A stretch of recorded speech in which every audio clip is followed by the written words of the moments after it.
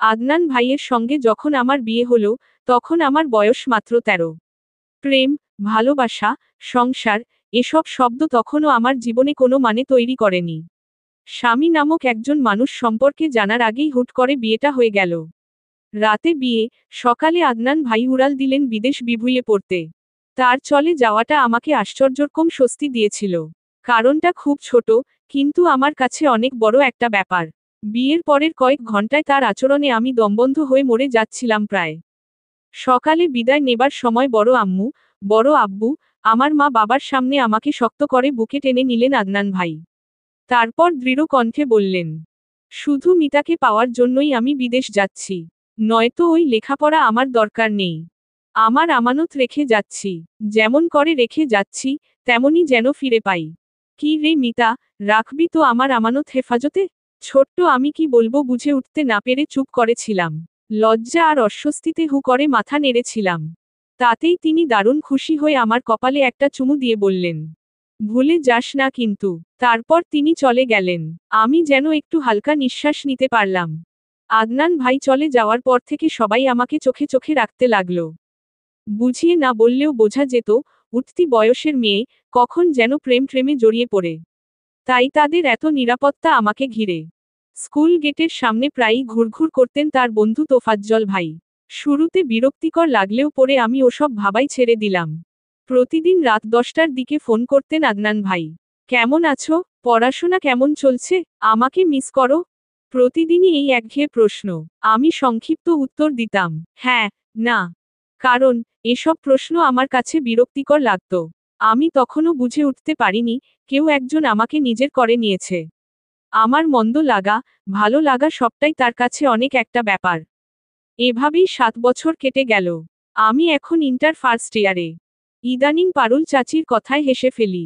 তিনি বলেন, তোকে পাওয়ার জন্য আদনান যা করেছে, তা শুধু আমরাই জানি রে মিতা। তোকে তো সারাক্ষণ ধমকের ওপর রাখত, আর ভেতরে ভেতরে তোকে বউ বানানোর আশায় পাগল ছিল। তুই কিছুই বুঝিসনি। এখনকার মেয়েরা তো কত কিছু করে, তোর বয়সে। এখন আমি বুঝি, আদনান ভাই আমাকে নিজের মতো করে ভালোবাসেন। তিনি রাগী মানুষ। তার ছবি কখনো চাইলে বলতেন, আমি বাড়ি এলে তখন দেখিস। তাকে কখনো জোর করতে পারিনি। ভয় পেতাম। তার গলা, চোখ, রাগ সবকিছু আমাকে ভয় আর সম্মানের জালে বেঁধে রেখেছিল। তবু তাকে ভালোবাসতে শিখে ফেলেছিলাম। তার জন্যই অপেক্ষা ছিল প্রতিটি দিনে, প্রতিটি রাত। 7 বছর ধরে। একদিন দুপুরে কলেজে ক্লাসের সময় হঠাৎ মা, কান্নাভেজা ফোন। মিতা, তোর বাবা আর নেই, মা। পুরো পৃথিবীটা যেন থেমে গেল। শব্দটা গলার ভেতর আটকে গেল। আমি কিছু বলতে পারছিলাম না। ব্যাগ ফেলে, ছুটলাম হাসপাতালে। হাসপাতালে পৌঁছে দেখি, আমার বাবা নিথর হয়ে শুয়ে আছেন। মা চোখে পানি, বড় আপু মাথা নিচু করে বসে আছে। ডাক্তার বললেন, হার্ট অ্যাটাক। পৌঁছাতে পৌঁছাতে শেষ। আমি বসে পড়ি মেঝেতে। বাবার হাত ধরে রাখি। কান্না আসছিল না, শুধু ভেতরটা ছিঁড়ে যাচ্ছিল। বাবা ছিলেন আমার ভরসার জায়গা। আমার বাবার কাছেই ছিলাম সবচেয়ে নিরাপদ। তার ছায়া ছিল আমার আশ্রয়। সেই ছায়া এক নিমিষেই হারিয়ে গেল। সেই দিনটার পর আমি আর আগের মতো নেই। মা একদিন রাতের বেলা বললেন, তোর বাবা অনেক স্বপ্ন দেখেছিল রে তোর জন্য। বলতো, আমার মিতা একদিন ডাক্তার হবে। আদনান ভালো ছেলে। বিদেশে পড়ে এসে যদি চাকরির ভালো ব্যবস্থা করে, তাহলে তুই পড়াশোনা চালিয়ে যাবি। মায়ের কথায় চোখ ভিজে যায়। বাবার স্বপ্ন, আমার ঘাড়ে রেখে যাওয়া দায়ভার। আমি চুপ করে রই। কিছু বলার মতো ভাষা তখন আমার ছিল না। আদনান ভাই ফোন করেছিলেন সেদিন রাতে। খবরটা পেয়েছি। ছোট আব্বুর জন্য খুব খারাপ লাগছে মিতা। আমি আসার চেষ্টা করছি। তুই শক্ত থাকিস, প্লিজ। তোর কান্না সহ্য করতে পারি না রে মিতা। আমি কেবল বলেছিলাম, বাবা ছিল আমার ভরসার স্থল। এখন আমি ভীষণ একা আদনান ভাই। ফোনের ওপাশে নীরবতা। তারপর শুনলাম তার দীর্ঘশ্বাস। আমি ফোনটা কেটে দিলাম। আমার পৃথিবী থেকে সবচেয়ে প্রিয় মানুষটা চলে গেছে। আর কেউ আমাকে মা বলে ডাকবে না। আর কেউ আমার মাথায় হাত রাখবে না। আর কেউ না। এই পৃথিবীতে আমি আর বাবার সেই ছোট্ট মিতা নই। আমি এখন একা, দায়িত্বের ভারে নুয়ে পড়া মেয়ে। বাবার মৃত্যুর পর একমুঠো অন্ধকার হয়ে গিয়েছিল আমার পৃথিবী। সবকিছু এলোমেলো হয়ে গিয়েছিল। পৃথিবী, জীবন এসব শব্দের কোনো মানে আর নেই। যখন মানুষটাকে হারিয়েছিলাম, আমার সমস্ত পৃথিবী যেন তার সঙ্গেই চলে গিয়েছিল। তবে বাবার স্বপ্নটা আমার সাথে ছিল। তিনি চেয়েছিলেন আমি ডাক্তার হব। সেই স্বপ্ন পূরণের জন্য শুরু হলো নতুন সংগ্রাম। মা ভেঙে পড়েছেন, কিন্তু তিনি চুপ করে সবকিছুর সাথে মানিয়ে নিচ্ছিলেন। বড় আপু, ছোট ভাই, সবাই যেন নিজেদের মতো করে সয়ে যাচ্ছিল। কিন্তু আমি জানতাম, আমি আর সেই মিতা নই, যে হাসতে জানত। এখন আমি পরিণত হয়ে যাচ্ছি যে কলেজে নিয়মিত যাচ্ছি। পড়াশোনা, পরীক্ষা, সবকিছুই যেন এক ধরনের রুটিন হয়ে দাঁড়িয়েছিল। মাঝে মাঝে মনে হতো, কিছুই যেন আর ভালো লাগছে না।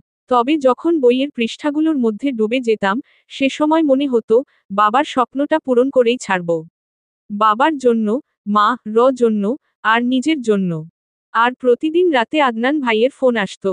একদিনও বাদ পড়েনি। ফোনে কথা বলতে বলতে আমার মনটা কিছুটা শান্ত হতো। তিনি বলতেন, কেমন আছিস মিতা, পড়াশোনা কেমন চলছে? আমি কিছুটা শ্বাস ফেলে বলি, হ্যাঁ, আমি ঠিক আছি। বাবার কথা মনে পড়ছে অনেক। আমি চেষ্টা করছি তাকে ভুলতে, কিন্তু চাইলেই কি আর বাবার স্মৃতি ভুলতে পারা যায়?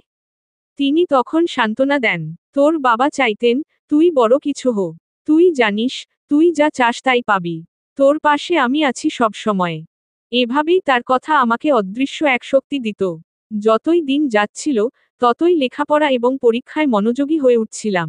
আমি জানতাম, আদনান ভাই আমাকে স্বপ্ন দেখাতে চাইছেন। তার কথাগুলো ছিল জীবনের প্রতি সাহস, আস্থা আর শক্তির যোগানের মতো। এতগুলো মাস, বছর মাঝে মাঝে মনে হতো, আদনান ভাই যদি আমাকে পাশে থাকতেন। কিন্তু যখনই এমন চিন্তা মাথায় আসতো, তার ফোনে ভেসে আসতো সেই শান্ত কণ্ঠ। মিতা, তুই জানিস না, আমি কতটা গর্বিত তোর জন্য। শুধু একটাই আফসোস ছিল, তিনি ফিরে আসতে পারছিলেন না। এটা ছিল আমাদের দুইজনের মাঝের এক অব্যক্ত বেদনা। তিনি চাইতেন ফিরতে, কিন্তু তার অনেক বাধা ছিল। আর আমি, নিজের স্বপ্নগুলো ঠিকমতো দেখতেই চাইছিলাম। বাবার অসম্পূর্ণ স্বপ্নটাকে শেষ করতে চাইছিলাম।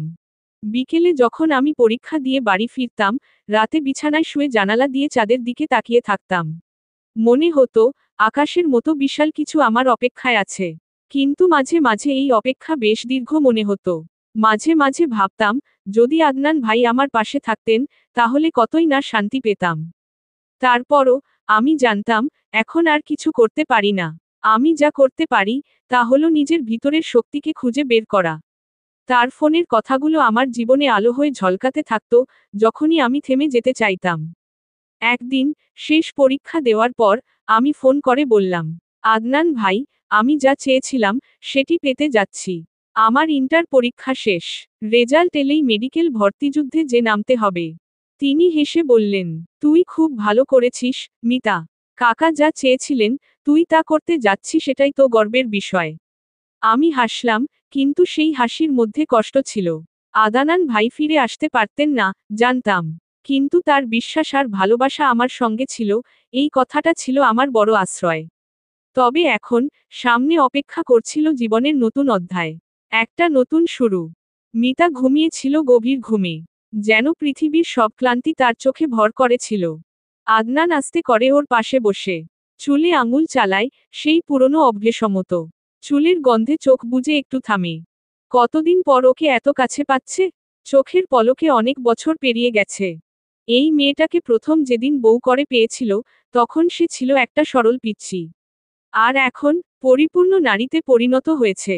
এখন সে একটু বড় হয়েছে ঠিকই, কিন্তু সেই পুরনো মায়া, সেই কোমলতা, সেই নির্ভরতা সবই যেন আগের থেকে গাঢ় হয়ে ফিরে এসেছে।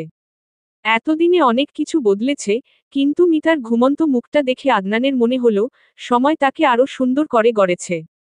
আদনান মুখটা মিতার কানের কাছে এনে ধীরে ধীরে বলে, মিতা, এই মিতা, ওঠ তো, আমার জন্য এক কাপ চা বানিয়ে আনো। মিতা আচমকা চমকে ওঠে। ঘুমের ঘোরে যেন স্বপ্ন দেখছে ভেবে চোখ কোচলায়। আবার তাকায়, এটা তো আদনান। সে হতভম্ব হয়ে বসে পড়ে। চুল এলোমেলো, চোখে ঘুম, কুর্তিটার বোতামও অর্ধেক খোলা, লজ্জায় মুখটা লাল হয়ে যায়। তুমি, তুমি কখন এলে? মিতা ধরা গলায় ফিসফিস করে। আদনান হাসে, সেই পুরনো হাসি, একটু দুষ্ট, একটু মায়াবী। কেউ জানে না, আসলেই বলিনি কাউকে। ভাবলাম, তোকে একটু চমকে দিই। মিতার বুক কাঁপে, সে জানে না কি বলবে। মাথার মধ্যে হাজারটা প্রশ্ন ঘুরছে, কিন্তু প্রশ্নের থেকেও এখন বড় যে ব্যাপারটা, সেটা হচ্ছে আদনান এখানে, ওর ঘরে, ওর সামনে। আদনান আবার বলে, এতটুকু তো বড় হয়েছিস মিতা, চা বানানো শিখেছিস? সে আবারও হেসে মিতার কপালে আলতো করে একটা চুমু দেয়। মিতা কুকড়ে যায় লজ্জায়, কিন্তু কোথাও এক টুকরো সুখী আত্মবিশ্বাস খেলা করে ওর চোখে। আদনান ফিরেছে, সত্যিই ফিরেছে। পৃথিবীটা যেন আবার ঠিক হয়ে যাচ্ছে একটু একটু করে। আদনানের ফিরে আসাতে পুরো বাড়িটাই যেন নতুন করে প্রাণ ফিরে পেল। বড় মা যেন হাঁটুর ব্যথা ভুলে রান্নাঘরে ঢুকে পরোটা বানিয়ে ফেললেন। বড় আব্বু বারান্দায় চেয়ারে বসে হুকা ফুঁকতে ফুঁকতে বললেন, এই ছেলেটা এলেই যেন বাড়ির হাওয়া বদলে যায়। আমার মা বেশ খুশি হয়েছেন। তবে আমি দেখেও না দেখার ভান করে পাশ কেটে যাই। আদনান সবার সাথে হাসছেন, গল্প করছেন। সবাই তাকে ঘিরে কত কথা, কত স্মৃতি শেয়ার করছে। তবে আমি লক্ষ্য করি, সবার মাঝখানে থেকেও মাঝে মাঝে তার চোখ থমকে যায়। চুপ হয়, একটা নিঃশ্বাস ফেলেন। আমি জানি, তিনি তখন আমার বাবার কথা ভাবছেন। জানালা দিয়ে দূর আকাশের দিকে তাকিয়ে তার চোয়াল শক্ত হয়ে ওঠে। আমার বুকটা কেমন খালি খালি লাগে। আর আমি, সেই সকাল থেকে একরকম লুকিয়ে আছি। তার সামনে গেলেই বুকের ভেতরটায় দম আটকে আসে। শরীর কাঁপে, হাত পা ঠান্ডা হয়ে যায়। অস্বাভাবিকভাবে মনে হয়, যেন কিছুই স্বাভাবিক নেই। আদনান এখন আর আগের সেই দূরের মানুষ নন। সে এখানে, আমার চারপাশে। তার চলাফেরা, কথা বলা, হাসা, সবকিছু আমার নিঃশ্বাসে মিশে যাচ্ছে, অথচ আমি তার মুখোমুখি দাঁড়াতে পারছি না। রাত হলে আমি নিজের ঘরে সেধিয়ে যাই। মোবাইল হাতে নেই, যদিও জানি, সে হয়তো আজও কল করবে। তার একটা মেসেজ এলেও বুক ধকধক করে ওঠে। কেন এমন হচ্ছে? আমি কি ভয় পাচ্ছি, নাকি খুব বেশি ভালোবেসে ফেলেছি? এই প্রশ্নগুলোর উত্তর খুঁজতে খুঁজতেই রাতে ঘুম আসে না। জানালা দিয়ে তার হালকা কাশির শব্দ শুনি।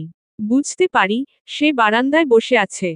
হয়তো আমাকেই ভাবছে, কিন্তু আমি তার সামনে যেতে পারি না। তাকে বলতেও পারি না, তোমার উপস্থিতিই আমাকে কাঁপিয়ে দেয়। তোমার ছোঁয়া নয়, শুধুমাত্র তোমার ছাই এখন আমার সবকিছুকে এলোমেলো করে দেয়।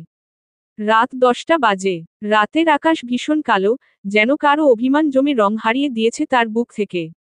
চারদিকে নিস্তব্ধতা, ঝিঝি পোকার একঘেয়ে সুর, পাশের বিল থেকে ভেসে আসা ব্যাঙের কর্কশ ডাক। সব মিলিয়ে এক অদ্ভুত নীরবতা, যা বুকের ভেতরটা ভার করে তোলে। বড় আব্বুর ঘর থেকে ভেসে আসছে অনবরত কাশির শব্দ। মা গুনগুনিয়ে কাঁদছেন, খুব নিচু স্বরে। জানি, বাবার কথা মনে পড়েছে মায়ের। আমার বুকটা কেমন করে উঠল। চুপি চুপি দরজা খুলে সিঁড়ি বেয়ে নিচে নামতে লাগলাম।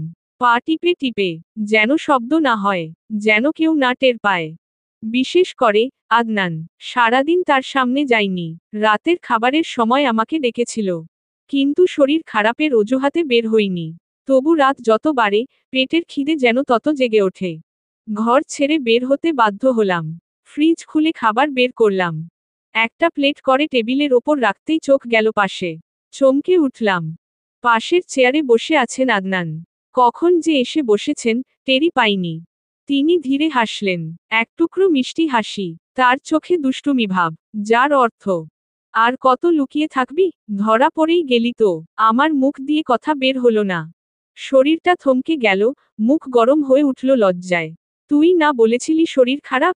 খিদে তো দেখি একদম ঠিকঠাক মতো আছে। আদনান চোখ ছোট করে তাকালেন, কণ্ঠে দুষ্টুমির আভাস। আমি মাথা নিচু করে দাঁড়িয়ে থাকলাম। আয়, বসো, একসাথে খাই। আমি এখনই উঠছিলাম আসলে। দেখলাম তুই এলি, ভাবলাম গল্প করা যাবে। আমি ধীরে ধীরে চেয়ারে বসলাম। মুখ তোলা হলো না। তিনি প্লেটের ভাত থেকে এক চামচ নিয়ে বললেন, বাচ্চা মেয়েটা 7 বছরে অনেক বড় হয়ে গেছে। কিন্তু এখনো ভয় পায় আমায়? আমি মুখ তুলে তাকালাম না। শুধু বললাম, তুমি হঠাৎ করে আসবে না আমার সামনে। ভয় পাই, ঠিকমতো ভাবতেই পারি না। আদনান থেমে গেলেন। তারপর নরম কণ্ঠে বললেন, ভাবছি রাশিয়ায় আর যাব না, মিতা। তুই চাইলে এখানে একটা জীবন শুরু করতে পারি আমরা। কথাটা শুনে আমার গলা শুকিয়ে এলো। আমি জানি না, এই ভয়টা ভালোবাসা নাকি অন্য কিছু। তবে এটুকু জানি আদনানের পাশে বসে খাওয়া, তার হাসি দেখা, তার কণ্ঠে নিজের নাম শোনা, এসব যে আমার ভিতরটা কেমন করে দেয়, সেটা ভাষায় প্রকাশ করা যায় না। আমি চুপচাপ বসে খাচ্ছিলাম, কোনোভাবে নিজেকে স্বাভাবিক রাখার চেষ্টা করছিলাম। আদনান একসময় থেমে বললেন, মিতা, আমাকে এক লোকমা ভাত খাইয়ে দে তো। আমি থমকে গেলাম। চোখ তুলে তাকাতেই দেখি, তিনি একেবারে শান্ত মুখে আমায় দেখছেন। একেবারে স্বাভাবিক একটা অনুরোধ করেছেন। আর আমি বিষম খেয়ে বসলাম। মুখের ভাত গলায় আটকে গেল। কাশতে কাশতে মুখ লাল হয়ে গেল আমার। হাত দিয়ে গলা চেপে ধরে কাঁপতে কাঁপতে নিঃশ্বাস নিতে থাকলাম। আদনান ভাই সঙ্গে সঙ্গে উঠে এলেন। দিশেহারা হয়ে আমার মাথার তালুতে ফু দিতে লাগলেন। আরে আরে, ধীরে খা। আমি তো মজা করছিলাম, তুই সত্যি সত্যিই এমন করবি ভাবিনি। তার গলায় অস্থিরতা। আমি তখনও কাশছি, চোখ দিয়ে পানি পড়ছে। তিনি ব্যস্ত হাতে আমার পিঠে হাত বুলিয়ে দিতে দিতে নিজেই একবার গলা খাকারি দিলেন। তুই কাশিস, আমিও কাশছি, বুঝতেই পারছি না কারটা আসল বিষম। আমার হেসে ফেলার কথা ছিল, কিন্তু গলায় ব্যথায় শুধু একটু শুকনো হাসি বের হলো। তবু বুঝলাম, এই মানুষটা ভয়াবহ রাগী হলেও আমার জন্যই তার সব অস্থিরতা। আমার একটু কষ্টেই কিভাবে ভয় ভেঙে পড়েন, সেটা আজকের রাতেই সবচেয়ে ভালো করে বোঝা গেল। আদনান আর খেতে চাইলেন না। আমি চুপচাপ উঠে হাত ধুয়ে নিচ্ছিলাম। খাওয়ার রুচিও চলে গেছে। মাথার ভেতরটা কেমন গুলিয়ে উঠছে। কিছু একটা বুঝি বদলাতে চলেছে। হাত মুছতে মুছতে উঠছিলাম, হঠাৎ পেছনে থেকে কেউ আমার হাতটা চেপে ধরল। চমকে ঘুরে তাকাতেই দেখি আদনানকে। তার চোখে এক ধরনের চাপা উদ্বেগ, গভীর গম্ভীরতা। এখানে চুপচাপ বসো, তিনি ধীরে বলে উঠলেন। তোর সঙ্গে আমার জরুরি কথা আছে। আর এই কথাটা তোকে বলার জন্যই আমি বিদেশ থেকে চলে এসেছি, কাউকে না জানিয়ে। আমার বুকটা কেঁপে উঠল। কান্না পেলে যেমন বুকের ভেতর ভারী হয়ে আসে, ঠিক তেমন অনুভব হলো। কি এমন কথা? আমার সঙ্গে এমন কি জরুরি ব্যাপার থাকতে পারে, যার জন্য 7 বছরের দূরত্ব, পড়াশোনা, ভবিষ্যৎ, সব কিছু পেছনে ফেলে উনি ফিরে এসেছেন? আমি নিঃশ্বাস ফেললাম। আদনান আমার হাতটা কিছুটা শক্ত করেই ধরে রেখেছেন। তার দৃষ্টিতে অদ্ভুত এক জেদ, একটা চাওয়া, আর যেন সামান্য ভয় আছে। আমি আস্তে করে বললাম, কি কথা, এখন বলো। তিনি মাথা নিচু করে কিছু সময় চুপ করে রইলেন। তারপর বললেন, আগে কথা দে, যা বলবো তা শুনে তুই উঠে চলে যাবি না। আমার শরীরের রোম দাঁড়িয়ে গেল। আমি শুধু তাকিয়ে রইলাম তার দিকে। আর বুঝলাম, এই রাতটা আমাদের সম্পর্কের মাঝে আরও একটা মোড় আসবে। এই রাতের পর হয়তো আমরা আর আগের মতো থাকব না। আমি কি কোনো ভুল সিদ্ধান্ত নিয়েছি, মিতা? আমার চাওয়াটা কি খুব অন্যায়? আদনান গলায় নরম স্বর, তার চোখে অস্থিরতা স্পষ্ট। আমি চুপ করে আছি। মাথা নিচু করে বসে আছি শিশুর মতো। কোনো উত্তর খুঁজে পাচ্ছি না। আদনান আস্তে করে আমার হাতটা নিজের 2 হাতের ভেতর নিয়ে বললেন, তুই তো জানিস, আমি তোর জন্য কতটা পাগল। কিন্তু আজ আমি শুধু জানাতে এসেছি, তুই চাইলে আমি থাকব, না চাইলে ফিরে যাব। আমার চোখের কোণা ভিজে যাচ্ছে। চোখের পানি গড়িয়ে গাল বেয়ে নেমে এল। আদনান বিস্মিত হয়ে আমার চোখের দিকে তাকালেন। তারপর নরম হাতে আমার গাল ছুঁয়ে চোখের পানি মুছে দিতে দিতে বললেন, পাগলি, কান্না করিস কেন? আমি তো তোকে কাঁদাতে আসিনি। তোর চোখের পানি আমি সহ্য করতে পারি না। আর তুই কি না? তার গলা ভেঙে আসে। আমি কিছু বলি না, বলবার ভাষা নেই।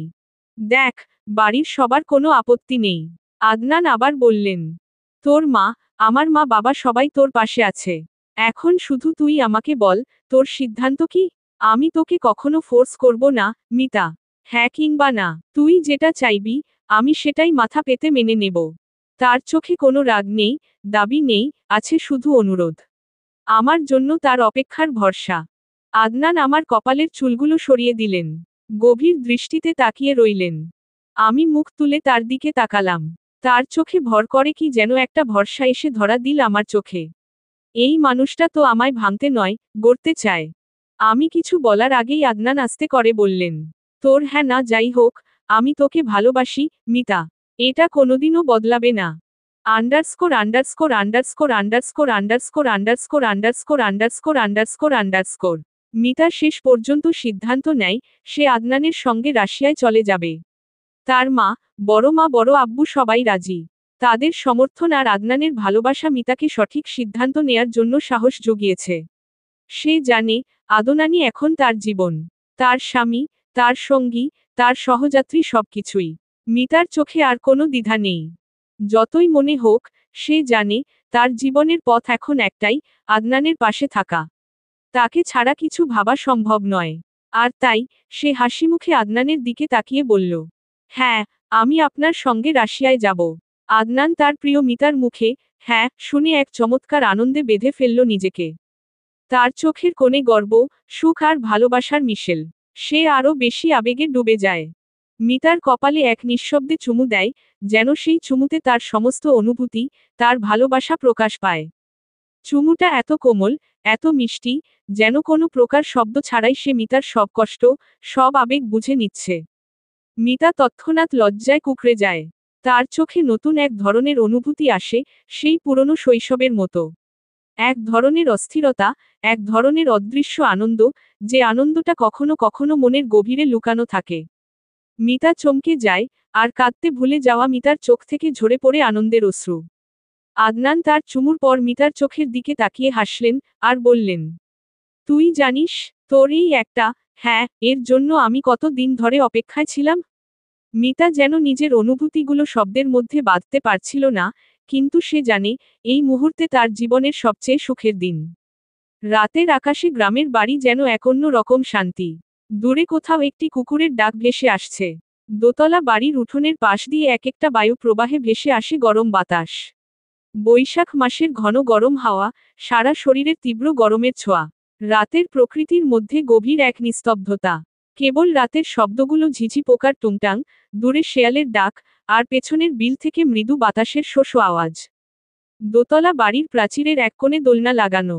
উঠোনের কোণে দাঁড়িয়ে থাকা পুরনো সেগুন কাঠের দোলনায় একসাথে বসে আছে আদনান এবং মিতা। বাতাসের ঝাপটায় মিতার চুল হালকা হিল্লোলিত হয়ে উঠছে। সেই স্নিগ্ধ বাতাসে মিতার মুখে এক ধরনের প্রশান্তি, যেন বছরের পর বছর জমে থাকা উত্তেজনা সরে যাচ্ছে। আদনান তার হাতে ধীরে ধীরে দোলনাটি দোলাচ্ছেন, মাঝে মাঝে মিতার দিকে তাকিয়ে, তার নরম হাসি চোখে ফুটে উঠছে। মিতা শান্ত হয়ে, কিছুটা চোখ বন্ধ করে, বাতাসে ভেসে যাওয়া নিস্তব্ধ রাতের শব্দ শুনছে। দোলনাটির আস্তে আস্তে একটানা দোলানো যেন তাদের মধ্যে অজানা একটি সুর তৈরি করছে।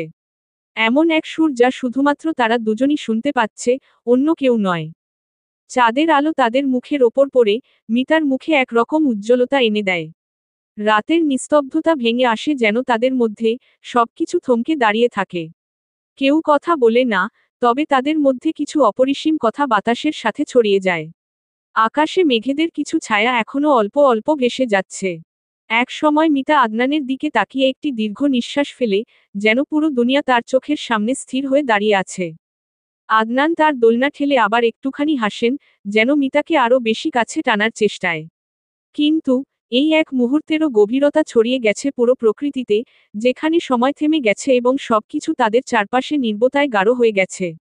বেশ রাত হয়ে গেছে। মিতা আর আদনান নিজেদের নিজ নিজ কক্ষে ফিরে গেছে, যেন কিছুটা সময় নিজস্বতার জন্য। কিন্তু মনে হচ্ছিল, যেন সারা পৃথিবী একসাথে থেমে গেছে, অপেক্ষা করছে তাদের পরবর্তী পদক্ষেপের জন্য। আগামীকাল তাদের ওয়ালিমার আয়োজন। একটি অনুষ্ঠান যা তাদের সম্পর্কের নতুন অধ্যায়কে অফিসিয়ালি স্বীকৃতি দেবে। আর আদনান সিদ্ধান্ত নিয়েছে, এই আয়োজনের পর মিতা তার স্ত্রী হিসেবে তাকে পুরোপুরি গ্রহণ করবে। আদনান জানিয়ে দিয়েছে, আমার শখ ছিল, মিতা, তোমায় বউ সাজে দেখার। মানুষ এক জীবনে একবারই বরকনে সাজে। সেই সুযোগ আগে হয়নি, কারণ তুমি অপ্রাপ্তবয়স্ক ছিলে। কিন্তু আজকের পর থেকে তুমি আমার সঙ্গে সেই সব পূর্ণতা পাবে যেগুলো অপূর্ণ ছিল। মিতা তার কথা শুনে কিছুক্ষণ চুপ হয়ে যায়, চোখের কোণে অস্থিরতা দেখা দেয়। কিন্তু তারপর সে বুঝতে পারে, আদনান যা বলছে তা সত্যিই হৃদয়গ্রাহী। আজ সেই সময় এসেছে, যেখানে তাদের সম্পর্ক কেবল ভালোবাসায় সীমাবদ্ধ থাকবে না, বরং সামাজিকভাবে মিতাকে আদনানের স্ত্রী হিসেবে স্বীকৃতি দেওয়া হবে। সবকিছু যেন এক নতুন মাত্রা পেতে চলেছে। পরদিন সকালে, সূর্যের প্রথম আলো মিতার ঘরটিতে ধীরে ধীরে প্রবেশ করছে। আলো ছড়িয়ে পড়ছে, আর দিন শুরু হচ্ছে। আদনান তার কক্ষে এসে মিতাকে জানালো, ও আলিমার জন্য রেডি হও, আমি চাই এই দিনটা তোমার জন্য বিশেষ হয়ে উঠুক। তোমাকে বউ সাজিয়ে, তোমার পাশে দাঁড়িয়ে এই মুহূর্তটা উপভোগ করতে চাই। মিতা কিছুটা উত্তেজিত হয়ে উঠে, কিন্তু মনে শান্তি অনুভব করে। আদনান নামক এক প্রেমিকের স্বপ্ন পূরণ হবে আজ। এই সিদ্ধান্ত যেন তাদের সম্পর্কের জন্য নতুন সূচনা। তারা একে অপরের জীবনজীবিকার অংশ হতে চলেছে, তাদের সম্পর্কটি আরও দৃঢ়, আরও গভীর হতে যাচ্ছে। সন্ধ্যা ঘনিয়ে এসেছে। গ্রামের দোতলা বাড়িটা যেন আজ আলোয় আলোয় ঝলমল করছে। উঠোন জুড়ে রঙিন লাইট, ফুলের তোড়ায় সাজানো গেট, আর প্যান্ডেল ভর্তি হাস্যোজ্জ্বল মুখ। বড় পরিসরে আয়োজন করা হয়েছে ওয়ালিমার। এমন আয়োজনে শুধু আত্মীয় স্বজনই নয়, আশপাশের এলাকার সবাইকে দাওয়াত করা হয়েছে। আদনানের ইচ্ছেতেই সব এত সাজানো গোছানো। সন্ধ্যার পর থেকেই বাড়িতে গমগমে পরিবেশ। রান্নাঘর থেকে ভেসে আসছে বিরিয়ানি আর কাবাবের গন্ধ। বাবুর্চির দল ব্যস্ত, বাড়ির মেয়েরা ব্যস্ত মিতাকে সাজাতে। মিতা যেন সত্যিই আজ একটা রাজকন্যা।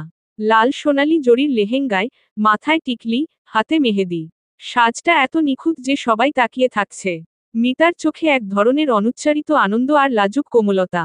আদনান, সাদা শেরওয়ানি আর পাগড়িতে যেন হুবহু নবযুবক বর। তার চোখে মিতার জন্য প্রশংসা আর ভালোবাসা ফুটে উঠছে। এরপর কাজী সাহেব এলেন। আবার নতুন করে সবাইকে সাক্ষী রেখে পড়ানো হলো বিয়ের কাবিননামা।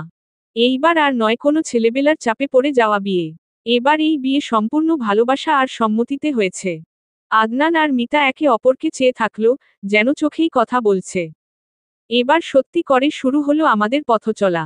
বিয়ের পর অতিথিরা একে একে এসে নববধূ আর বরকে দোয়া দিয়ে যাচ্ছে। আল্লাহ তোমাদের সুখী করুক। জীবনের সব কষ্ট যেন এই হাসিমুখে গলে যায়। একটা অপূর্ণ অধ্যায় যেন পূর্ণতা পেল এই সন্ধ্যায়।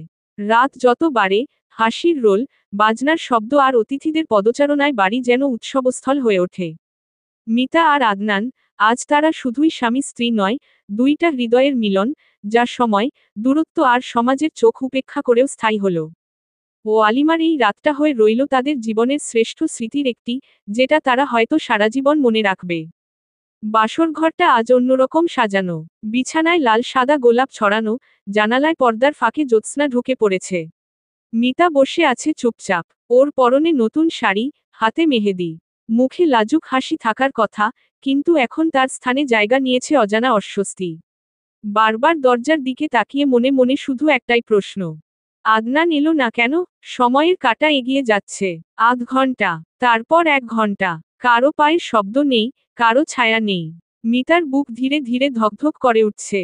হঠাৎ দরজায় টোকা। অদিতি, আদনানের ছোট বোন, ঘরে ঢুকে কিছুটা হেঁচকির মতো গলায় বলল, ভাবি, আদনান ভাই তো বাসায় নেই। মিতা চমকে তাকায়, চোখ কুঁচকে আসে। মানে, কোথায় গেছে? অদিতি মুখ নামিয়ে ফেলে। কেউ জানে না ভাবি। আমি খুঁজে খুঁজে সবাইকে জিজ্ঞেস করেছি। গেটের দারোয়ান বলল, বিকেলের পরেই নাকি উনি বের হয়েছেন। এখনো ফেরেননি। মিতার মনে কেমন একটা কু ডাক দেয়। বুকের ভেতর কেমন একটা ঠান্ডা শীতলতা জমে উঠছে। সে কিছু বলতে পারছে না। শব্দ যেন গলার কাছে এসে আটকে গেছে। বাড়িতে উপস্থিত আত্মীয় স্বজনদের মধ্যে এবার কানা ঘুষা শুরু হয়ে গেছে। আদনান কই গেল রে? এই বাসর রাতে ছেলেটা বাড়ি ছাড়া? কিছু তো একটা হয়েছে। কেউ মুখে না বললেও সবার চোখে স্পষ্ট উদ্বেগ। মিতা বিছানা থেকে উঠে দাঁড়ায়। চোখে জল জমে উঠেছে, কিন্তু সে তা শক্তভাবে চেপে ধরে। কাঁদবে না, এটা তার দিন, তার রাত। সে ভেঙে পড়তে চায় না। কিন্তু আদনান কেন নেই? কোথায় গেল সে? একটা রাত, যে রাত তাদের নতুন জীবনের শুরু হওয়ার কথা ছিল, সেই রাতটাই যেন ভেঙে পড়ছে অজানা কোনো ঝড়ে। জীবনের নতুন অধ্যায় শুরু করার রাতেই আদনান বড় ধরনের অ্যাক্সিডেন্ট করে ফেলল। আদনানকে খোঁজার জন্য যখন সবাই খোঁজখবর লাগানো শুরু করে ঠিক তখনই আননোন নাম্বার থেকে কল আসে আদনানের বাবা রহিম সাহেবের কাছে। কল রিসিভ করতেই ছেলের সর্বশেষ অবস্থা শুনে তিনি স্তম্ভিত হয়ে পড়লেন। তারপর, আদনানের মা এবং মিতাকে নিয়ে রওনা হলেন মানিকগঞ্জ সদর হাসপাতালের উদ্দেশ্যে। উনারা যখন হসপিটালে পৌঁছালেন তখন আদনানের অপারেশন চলছিল। বেশ কয়েক ঘন্টার অপারেশনের পরে আদনানকে পোস্টঅপারেটিভ রুম থেকে কেবিনে ট্রান্সফার করা হয়। সারা রাত অতিবাহিত হয়ে দুপুর যখন 12টা ঠিক তখনই আদনানের জ্ঞান ফিরে আসতে শুরু করে। জ্ঞান ফেরার পর আদনান সবার আগে মিতার মুখখানা দেখল। কিন্তু মুখ ফুটে কিছু বলার আগে ধীরে ধীরে টের পেল তার শরীর ভালো নেই। অসহনীয় যন্ত্রণা তার পুরো শরীর জুড়ে। শরীরের বেশ কয়েক জায়গায় ইনজুরি হয়েছে। ডান হাতটি প্রায় অকেজো। বাম পাঁজরের দুটো হাড় ভেঙে গেছে। আদনান বিমর্ষ চোখ তাকিয়ে আছে তার প্রিয়তমার মুখ পানে। মনে হচ্ছে গতকাল তার সঙ্গে দেখা হয়নি। মিতার পরনে এখনো লাল শাড়ি। এলোমেলো হয়ে আছে সাজ। তবুও তার বউটাকে দেখতে ভারী সুন্দর লাগছে। চোখ দুটো বন্ধ হয়ে আসছে তবুও চোখ খুলে রাখছে। কারণ, এখন ঘুমানোর সময় নয়। মিতার সঙ্গে অনেক কথা আছে তার। খুবই গুরুত্বপূর্ণ কথা। হসপিটালের বেডে শুয়ে থাকা আদনান তখন জীবন মরণের সঙ্গে লড়াই করে যাচ্ছে। মিতার এক হাতে পাসপোর্ট এবং টিকিট, রাশিয়ায় যাওয়ার সকল ডকুমেন্টস। এবং অন্য হাতে আদনানের হাতে। মিতা খুব শক্ত করে ধরে রেখেছে আদনানের হাতটা, যেন হাত আলগা হলেই আদনান হারিয়ে যাবে। তোমার স্বপ্নকে হারাতে দেই কি করে মিতা? আমি তো শুধু চেয়েছিলাম তোমাকে একটা সারপ্রাইজ দিতে। তুমি first Moscow State Medical University, Sechenov university থেকে স্কলারশিপ পেয়েছ। এখন জিজ্ঞেস করো না কিভাবে পেয়েছ? অদিতির কাছ থেকে জেনে নিও সব। কাগজপত্রগুলো আমাকেই কালেক্ট করতে হতো। কাগজপত্রগুলো আজই গোছাতে হতো কারণ সময় খুবই কম। ঠিক 1 মাস পর ভার্সিটিতে তোমার প্রথম সেশন শুরু হবে তাই আপনি কাউকে কিছু না জানিয়ে হুট করে চলে গেলেন? কাউকে অন্তত সঙ্গে নিতে পারতেন। আজ এই কাগজপত্রের জন্য যদি আপনার কিছু হয়ে যেত। মিতা কথাগুলো বলতে বলতে ঝরঝরিয়ে কেঁদে ফেলে। বুকের সব কান্না যেন একসাথে বেরিয়ে আসতে চায়। আদনান বুকে জমানো কষ্ট আর ভালোবাসা একসাথে মিশিয়ে বলে, আমার কিছুই হয়নি পাগলি, কেঁদো না। শুধু একটা কথা মনে রাখবে, তোমার স্বপ্ন এখন তোমার একার না, এই স্বপ্ন এখন তোমার স্বামীরও। যে স্বামী নিজের স্ত্রীকে পৃথিবীর এক নামকরা ডাক্তার হিসেবে দেখতে চায়। পূরণ করবে তো আমার স্বপ্ন, মিতা? মিতা নিজের কাপা কাপা হাত দিয়ে আদনানের কপালে হাত রাখল। চোখ ভিজে গেছে কান্নায়। তারপর দৃঢ় কণ্ঠে বলল, আমি ডাক্তার হব, আদনান। পৃথিবীর সবচেয়ে ভালো ডাক্তার হব। আপনার স্বপ্ন, আমার স্বপ্ন, এখন আমাদের স্বপ্ন। আপনি আমাকে যেভাবে ভরসা করেছেন, ভালোবেসেছেন, আমি সেটা বৃথা যেতে দেব না। মিতা ধীরে ধীরে আদনান ভাইয়ের হাত নিজের বুকের উপর টেনে রাখল। আপনি যেমন বলেন না, পাগলি, কান্না করিস না, আজ থেকে আমি আর কাঁদব না। আপনার জন্য, আমাদের জন্য, আমার পরিবারের জন্য আমি নিজেকে গড়ে তুলব। আপনি কেবল একটা কথা মনে রাখবেন, আপনার এই ছোট্ট বউটা আর ছোট নেই। এখন সে একজন দায়িত্বশীল পুরুষের স্ত্রী। আদনান চোখ বন্ধ করে এক ফোঁটা অশ্রু ফেলল। বুক ভরা প্রশান্তি, গর্ব আর ভালোবাসায় সে যেন মিতার প্রতিটি শব্দকে হৃদয়ে গেঁথে রাখল। রহিম সাহেব হাতের আঙুল একে অপরের সঙ্গে জড়িয়ে কেবিনের ছোট্ট কাঠের চেয়ারে বসে আছেন। চোখে গম্ভীর দৃষ্টি, মুখে চিন্তার ছাপ। পাশের টেবিলে রাখা আদনানের একগুচ্ছ রিপোর্ট। সেই রিপোর্টের প্রতিটা পৃষ্ঠা যেন এক একটা দুঃসংবাদ তার মনে চাপ বাড়িয়ে দিচ্ছে। ডক্টর হানিফ মাহমুদ কেবিনে ঢুকে সোজা এসে বসলেন টেবিলের ওপারে। মাথায় হালকা টাক, গাঢ় ফ্রেমের চশমা আর গলায় স্টেথোস্কোপ ঝোলানো। রিপোর্টগুলো হাতে তুলে এক নজর দেখে বললেন, রহিম সাহেব, কিছু রিপোর্ট এসেছে। বলবো, কিছুটা ভরসার জায়গাও আছে, আবার কিছু দুশ্চিন্তার বিষয়ও আছে। রহিম সাহেব কাঁধ সোজা করে বসলেন, গলায় উৎকণ্ঠা ঝরে পড়ছে। বলুন হানিফ সাহেব, সত্যটা বলুন, আমাকে গোপন না করে জানান। ডক্টর হানিফ এক পৃষ্ঠা সামনে এনে বললেন, আপনার ছেলের পাঁজরের হাড় 2টি ভেঙে গেছে এবং হাতের স্নায়ুতে একটা জটিল আঘাত লেগেছে। বিশেষ করে ডান হাতটা নিয়ে আমরা বেশ চিন্তিত। আগামী কয়েক সপ্তাহ বেশ জটিল চিকিৎসার মধ্যে থাকতে হবে তাকে। একটা দীর্ঘ নিঃশ্বাস ফেলে ডক্টর হানিফ যোগ করলেন, তবে আসার কথা হচ্ছে, সে এখন ভালো আছে, মানসিকভাবে অনেকটাই স্থিত। এই মানসিক স্থিতি থাকলে শারীরিক সেরে ওঠার হার অনেকটাই বাড়ে। রহিম সাহেব চুপচাপ বসে রইলেন। চোখে মুখে সাহস ফিরে বললেন, আমার ছেলেটা মানসিকভাবে সবসময় শক্ত। ওর পাশে আমরা সবাই আছি, কিন্তু আপনি ডাক্তার হিসেবে বলুন, আমার ছেলের স্বাভাবিক জীবনে ফিরে যাওয়ার সম্ভাবনা কতটা? ডক্টর হানিফ একটু থেমে বললেন, সময় লাগবে, কিন্তু অসম্ভব কিছু নয়। ওর বয়স কম, ইচ্ছাশক্তি প্রবল, এবং যদি পাশে মিতার মতো একজন থাকে, তাহলে অসম্ভবও সম্ভব হয়ে যায়। রহিম সাহেব চোখ বন্ধ করে ছোট্ট একটা দোয়া করে ফেললেন মনে মনে। তারপর ডক্টরের দিকে তাকিয়ে বললেন, আমার ছেলেকে সুস্থ করে দিন, হানিফ সাহেব। ওর সামনে অনেক দায়িত্ব, অনেক স্বপ্ন অপেক্ষা করছে। হানিফ খানিকটা নীরব হয়ে গেলেন। হাতে থাকা শেষ রিপোর্টটা টেবিলে রেখে কাগজের উপর আঙুল ছুঁয়ে বললেন, আর একটা জিনিস, যেটা আপনাকে জানানো জরুরি, কিন্তু আমি খুব সাবধানে বলছি। রহিম সাহেবের মুখ করকরে হয়ে গেল। বুকটা ধক করে উঠল, বলেন, ডাক্তার সাহেব, দয়া করে কিছু লুকাবেন না। হানিফ একটু গলা খাকারি দিয়ে বললেন, এক্সিডেন্টের সময় আদনান সাহেবের মাথায় যে চোটটা লেগেছিল, সেটা শুরুতে তেমন গুরুতর মনে হয়নি। কিন্তু সিটি স্ক্যান রিপোর্ট বলছে, একটা ছোট্ট হেমাটোমা, রক্ত জমাট তার ফ্রন্টাল লোবের এক কোণে জমেছে। এখনই সেটা ভয়াবহ না হলেও মানে এটা বাড়তেও পারে, আবার শরীর যদি নিজে থেকে ঠিকমতো রক্ত শোষণ করে নিতে পারে, তাহলে কোনো জটিলতা হবে না।